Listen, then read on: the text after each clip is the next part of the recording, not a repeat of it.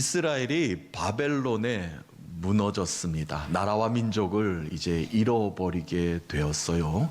예루살렘 무너졌고 성벽도 무너졌고 좌절과 슬픔과 어찌할 바를 몰라 포로로 끌려갔고 백성들은 뿔뿔이 흩어졌습니다.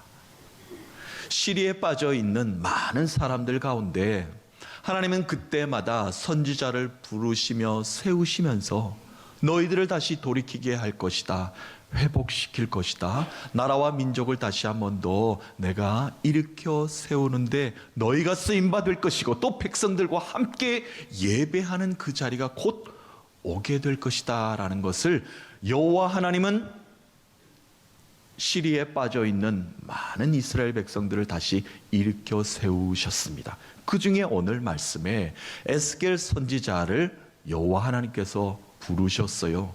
에스겔도 바벨론 포로 생활 가운데 바벨론의 그발 강가에서 나라와 민족을 바라보면서 그쪽을 향해서 슬픔에 빠져 있고 탄식하고 있을 때 여호와 하나님께서 에스겔에게 나타나셨습니다. 그리고 말씀하시면서 여러 가지 환상을 보여주셔요.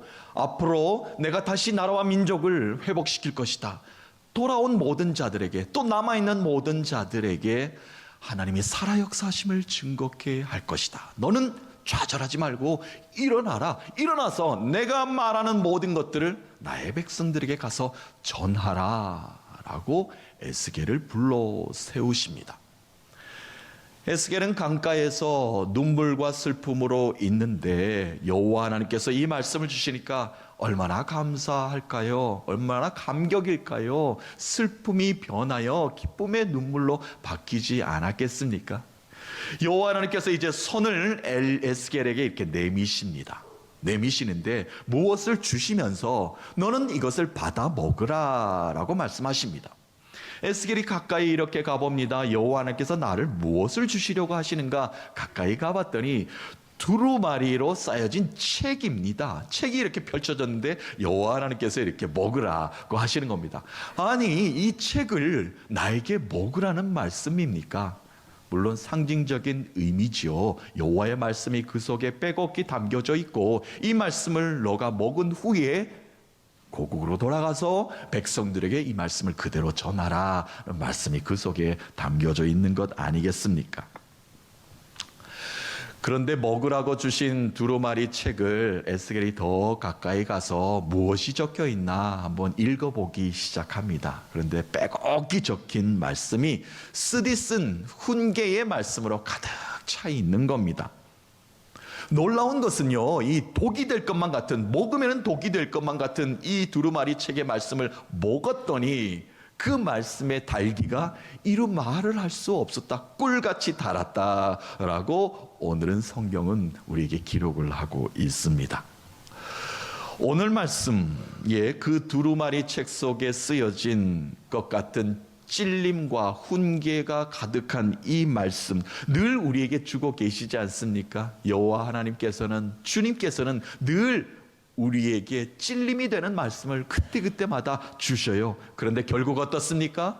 그 말씀을 우리가 귀하게 받았더니, 우리가 그 말씀을 나의 삶에 적용하기 시작하였더니 우리의 삶을 복되게 만드시는 하나님의 살아 역사하신 그 사랑을 우리가 느끼며 경험하며 살고 있지 않겠습니까? 오늘도 이 에스겔에게 주시는 말씀을 통해서 하나님의 뜻을 우리의 삶에 주신 뜻으로 한번 받아보고자 합니다.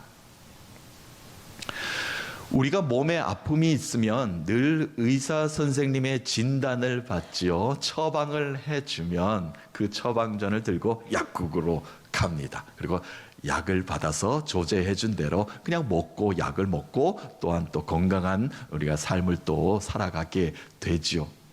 우리가 몸이 좀 허하면은 한약을 좀 지어줘야 되겠다. 한약을 드시는 분도 있지요. 그런데 어떤 한약이든 양약이든 간에 약은 참 쓰디씁니다. 그죠?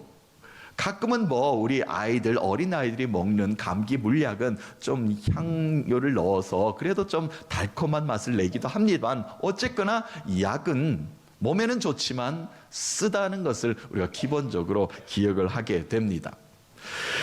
약을 먹기가 어렸을 때 왜 그렇게 싫었던지, 여러분들은 뭐 약 먹은 게 좋으셨는지 모르지만 어릴 때는 약 먹기 싫어서 도망갑니다. 감기가 떨어지기 위해서는 그 물약도 먹어야 되고 또한 약도 먹어야 되는데 약 먹기가 너무 싫어서 어머니를 도망가다 보면은 끝내 어머니한테 잡히죠. 그럼 어떻게 됩니까? 입을 꼭 다물고 있습니다. 끝까지 입을 나는 열지 않을 테다. 그게 그렇게 됩니까? 입을 그냥 찢는다는 표현은 좀 그러네요. 입을 열어서라도 그 약을 입에다가 부어넣지 않습니까? 어떻게든 그 약을 먹는 거죠. 그런 경험 다 있으실 겁니다. 아니요, 우리 자녀들에게도 그런 거 다 해보지 않습니까? 이놈아 이리 와라 붙잡은 다음에 어떻게든 그 약을 먹여서 그 병을 빨리 낫게끔, 열이 빨리 식어야 되지 않습니까? 감기가 빨리 떨어져야 되는 건 않습니까? 더 합병증이 생기면 안 되니까 그 약을 빨리 먹이게 되는 것이죠. 싫었지만, 약은 쓰지만 결국 그 약이 몸을 이롭게 합니다. 나의 입을 붙잡고 쓴 약을 먹이신 어머니가 옳았다 싶습니다. 지나고 보면 그게 옳았어요. 나는 입을 열기 싫었지만 어떻게든 입을 벌리게 해서 약을 입에 넣어준 그 어머니, 그리고 쓴 약이 나를 건강하게 만들어줬다는 것은 누구나 다 알고 한 번쯤은 경험이 있습니다.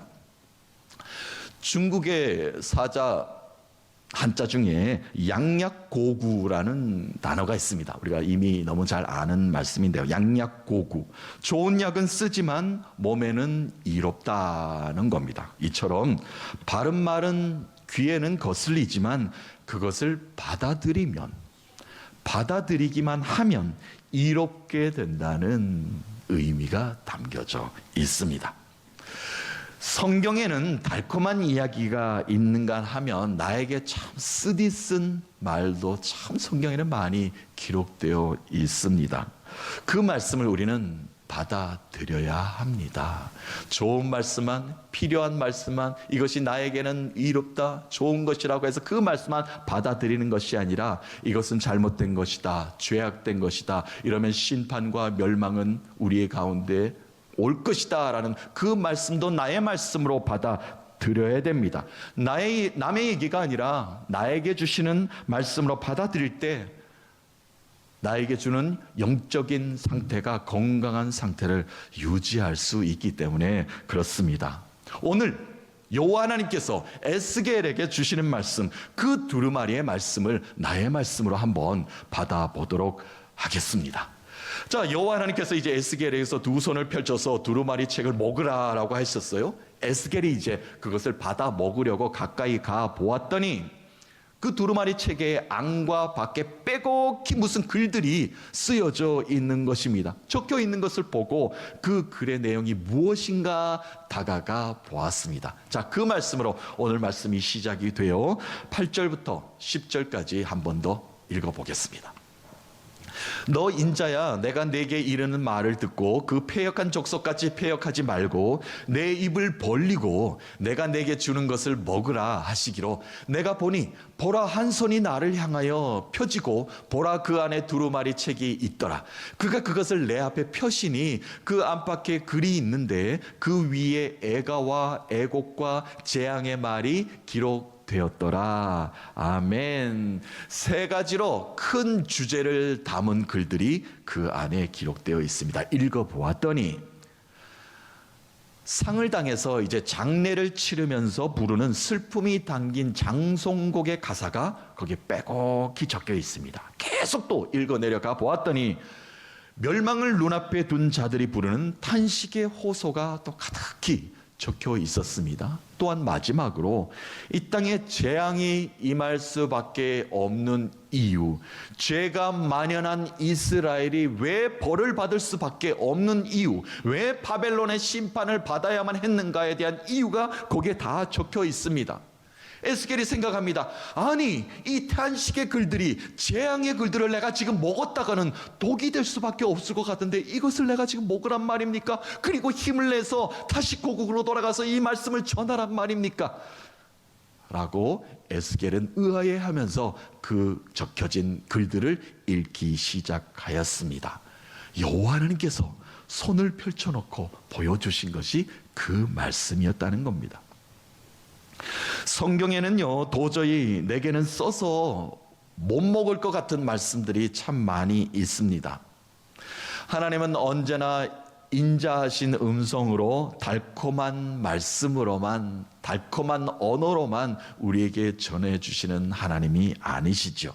때로는 엄하게, 때로는 징계의 심판으로 우리를 다시 생명의 자리로 불러 세우시는 엄중한 경고의 말씀도 성경에는 많이 우리들에게 전하고 있습니다. 거룩하라, 돌아오라, 사랑하라, 용서하라, 하나 되라, 감사하라. 거역하면 도망치는 자녀들을 붙잡아 놓고 먹이시고 또 먹이시고 입을 벌리시면서까지 우리를 먹이셨습니다. 왜? 살리기 위함입니다. 죽음에서 생명으로 이끄시기 위함이었습니다. 예수님은 이 땅에 오셔서 쓰지만 약이 되는 말씀을 제자들에게 많이 남겨주셨습니다. 그리고 이 땅 가운데 오늘 살고 있는 우리들에게도 그 쓰디 쓴 말씀을 지키라 라고 말씀하셨습니다. 그런데 그 말씀을 읽어보고 묵상해봐도 그 말씀이 참 어렵습니다. 지키기 쉽지 않습니다. 몇 가지 한번 여러분 나눠볼까요? 예수님께서 제자들에게 말씀하셨죠. 용서하라 말씀하셨습니다. 참 어렵습니다. 그렇죠? 주님이 나를 십자가에서 용서하심은 너무나 잘 알겠습니다. 감사한 일입니다. 그런데 내가 누구를 용서하는 것은 정말 어렵게 다가옵니다. 그렇죠? 누구를 용서한다는 것이 그처럼 어려운 말씀인데도 불구하고 주님께서는 제자들에게 그렇게 해야만 너희들이 나의 제자가 될 것이다. 그렇게 해야만 너희들은 하나님 나라를 이 땅 가운데 구현해낼 수 있을 것이다 라고 가르침을 주셨습니다. 베드로가 어느 날 예수님께 묻습니다. 예수님 용서하라고 몇 번이나 말씀하시는데 얼만큼 용서하면 되겠습니까? 70번씩 7번이나 용서해라. 그러니까 7 곱하기 70번 490이라는 숫자를 생각하게도 되지만 그것은 그냥 상징적인 의미겠지요. 헤아릴 수 없을 정도로 몸에 베일 정도로 용서하라는 겁니다. 또 용서하고 또 용서하고 끊임없이 용서하는 삶을 살아야 될 것이다. 예수님께서 베드로에게 이 말씀을 하신 후에 바로 이어서 한 가지 비유의 이야기를 제자들에게 하셨습니다. 어떠한 한 종이 있었어요. 그런데 이 종이 주인으로부터 엄청난 빚을 졌습니다. 빚을 갚을 일이 없습니다. 숫자가 천문학적인 숫자에 빚을 졌어요. 조상 때부터 빚을 졌나 봅니다. 한 10,000달란트라고 성경은 기록되어 있습니다. 그러니까 얼음 잡아서 이 시대로 환산하면 한 6천억 원 정도 됩니다. 도저히 갚을 길이 없는 숫자라 여겨집니다. 그런데 무슨 일이 간에 주인이 이 빚을 탕감해 줬습니다. 거의 죽은 목숨을 살려놓은 것과 마찬가지 아닙니까? 어느 날 종이 갑자기 자유의 몸이 되었습니다. 해방받은 거죠. 그래서 밖으로 나가게 됐습니다. 그런데 자기한테 돈을 꿔간 한 사람을 만나게 되는 겁니다. 이 사람 내 돈 갚으라. 그 사람의 멱살을 잡게 되죠. 얼마를 빌려갔는가? 고작 100데나리온 100만 원도 되지 않은 사람을 돈 갚으라고 그 사람을 잡아다가 가두어 버립니다. 옥에 가두고 말았습니다. 이 소식을 들은 주인이 그를 다시 불러오라. 그를 다시 불러들이고 나서 이렇게 말을 합니다. 나는 너의 빚을 모두 탕감하여 주었거늘 너는 어찌 이웃에게 자비를 베풀지 못하느냐. 다시 잡아들여서 평생토록 진 빚을 다시 갚도록 하였습니다. 용서하라는 겁니다. 이 땅에서 용서하지 않고 천국에 올 생각하지 말라라고 주님께서 말씀하셨습니다.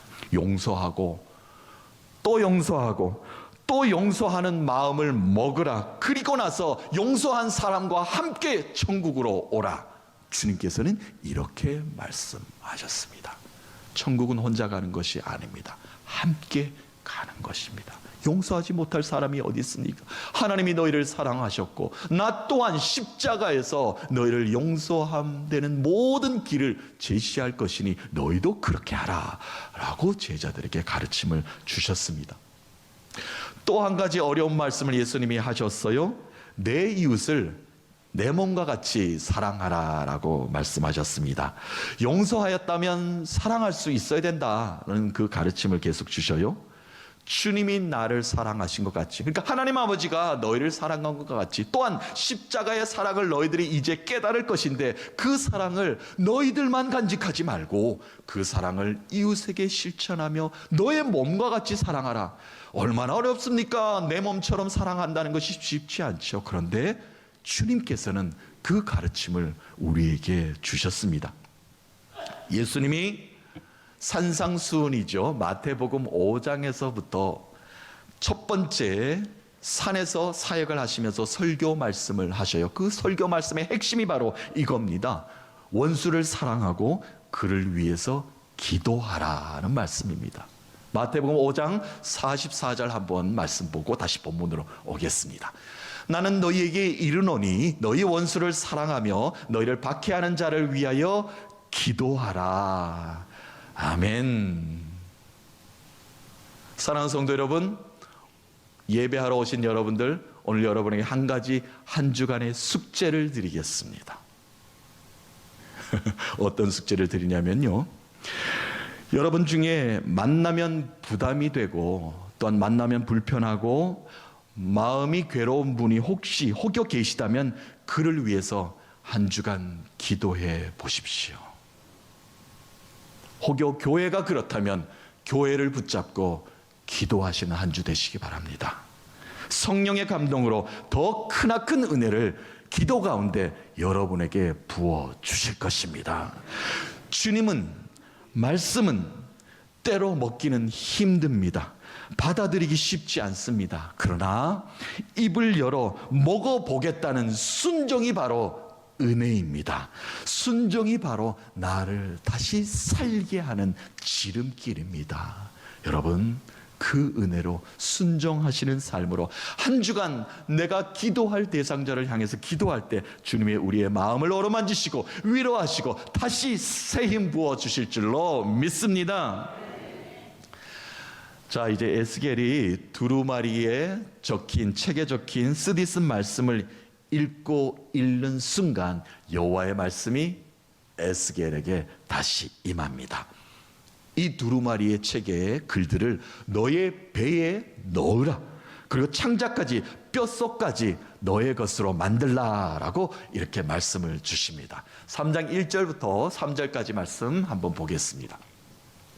또 그가 내게 이르시되 인자야 너는 발견한 것을 먹으라. 너는 이 두루마리를 먹고 가서 이스라엘 족속에게 말하라 하시기로 내가 입을 벌리니 그가 그 두루마리를 내게 먹이시며 내게 이르시되 인자야 내가 내게 주는 이 두루마리를 내 배에 넣으며 내 창자에 채우라 하시기에 내가 먹으니 그것이 내 입에서 달기가 꿀 같더라. 아멘. 수박꽃 달기가 아닙니다. 말씀을 배에 채우라는 겁니다. 소화시키라는 겁니다. 삶에 적용하라는 겁니다. 묵상하라는 겁니다. 그리고 나의 백성들한테 가서 전하라는 겁니다. 너가 지금 알고 있는 것, 조금 알고 있는 지식으로 전하는 것이 아니라 너가 완전히 그 말씀을 소화한 후에 그 말씀이 주는 의미가 무엇인지를 알고 난 후에 나의 백성들한테 가서 전하라. 그러면 그 말씀의 능력이 몇 배는 더할 것이다. 하나님께서 이 말씀을 주고 계신 것입니다. 말씀은요, 잘 먹고 잘 묵상하고 내 것으로 만들고 나서 전해야 합니다. 그런데 먹어보지도 않고 그림책으로만 보고 전하려고만 하니까 문제가 발생하는 겁니다. 내 생각이 들어가는 것이고요, 내 생각이 아름다운 맛있는 조미료처럼 첨가되는 것이고요, 거기에는 하나님의 능력이 전혀 나타나지 않습니다. 하나님의 능력은 하나님의 말씀을 그대로 전할 때 하나님이 그 속에 역사하시는 것입니다. 예전에 믿었던 믿음 좋습니다. 그런데 그 믿음 그대로 살면 안 됩니다. 성숙해야 됩니다. 성장해야 됩니다. 예전의 교회 생활 그것만 생각하고 배웠던 형식 그것만 생각하고 그것이 다라고 생각하면 안 됩니다. 오늘 내게 새롭게 주어주는 새로운 말씀이 분명히 있습니다. 그 말씀을 먹고 그 말씀을 또 먹고 또 시간을 내어서 먹어야 합니다. 그리고 충분히 내 것으로 만들고 그 말씀을 온전하게 전할 수 있어야 합니다. 그것이 모두를 건강하게 하는 신앙인의 자세요, 신앙 공동체의 모습이라고 여겨집니다. 에스겔이 이 두루마리 책을 도망치지 않고 입을 크게 벌고 내 입을 열라 내가 채우리라, 그 말씀에 준하여 엄청난 말씀을 다 소화했습니다. 자신의 배에 창자에 우겨 넣고 먹으니 입에 꿀같이 달았다라고 이렇게 오늘 기록을 하고 있습니다. 사순절을 보내고 있습니다. 예수 그리스도의 십자가는 죽음의 형틀입니다. 그러나 온 인류를 살려낸 생명의 십자가였습니다. 예수님은 구원의 역사, 하나님의 구원의 역사, 말씀의 성취를 위해 자신에게 주어진 쓴 잔을 그대로 받아 마셨습니다. 제자들에게 계속해서 말씀하셨죠. 나의 가는 길은 고난의 길이다, 십자가의 길이다. 나는 죽을 것이다. 예루살렘은 곧 무너질 것이다. 너희들도 그 길을 가야만 해야 되고 그 모든 무너진 것들을 다시 너희들을 통해서 일으켜 세울 것이다. 나의 이 쓴 잔을 너희들도 마실 수 있느냐? 쓰디 쓴 이 두루마리 책을 너희들이 먹을 수 있느냐? 나와 함께 동역할 수 있느냐? 그 십자가를 등에 지고 나를 따를 수 있느냐? 계속해서 제자들에게 강력하게 예수님은 마지막 하시는 길에 권고하셨습니다. 제자들에게는 분명 예수님이 하시는 이 말씀이 불편한 말이고 때론 듣고 싶지 않은 말씀일 수도 있었을 것입니다. 예수님이 이런 말씀을 하셨으면 얼마나 좋았을까요? 예루살렘에 들어가서 내가 곧 왕이 될 것이다. 너희 누구누구는 어디를 다스리게 할 것이고 누구누구는 어떤 높은 자리에 세울 것이다 라고 말씀하셨으면 얼마나 힘 있는 말씀이고 얼마나 승리의 말씀, 너무나 제자들이 좋아하지 않았겠습니까? 그러나 예수님은 십자가에 쓴 잔을 직접 마심으로 제자들에게 보여주심으로 제자들을 살리셨고 오늘 살고 있는 우리를 살리셨고 영원한 생명에 이르게 만들어 주셨습니다. 예수님의 순환은, 예수님의 고난은 견디기 힘든 죽음의 쓴 잔입니다. 그러나 그 죽음의 쓴 잔이 우리의 인생을 달게 만드셨습니다. 그 진리의 말씀을 오늘도 나의 말씀으로 붙잡고 받아 먹어야 합니다. 사랑하는 성도 여러분, 사순절 주님의 순환의 의미를 되새기면서 주님이 찢기신 살과 흘리신 피를 먹음으로 생명의 말씀이 나의 삶의 중심이 되기를 간절히 소망합니다. 말씀이 나의 힘입니다. 말씀이 나의 생명입니다. 오늘도 내게 주신 생명의 말씀을 먹음으로 복된 평안을 누리셔서 주님이 가신 그 길, 내가 그 길을 따름으로 동역함으로 동참함으로 주님의 영광된 자리에 내가 끝까지 함께 하겠나이다. 이렇게 신앙과 믿음의 고백으로 한 주간 주와 동행하시는 여러분 되시기를 살아계신 예수 그리스도의 이름으로 축원합니다.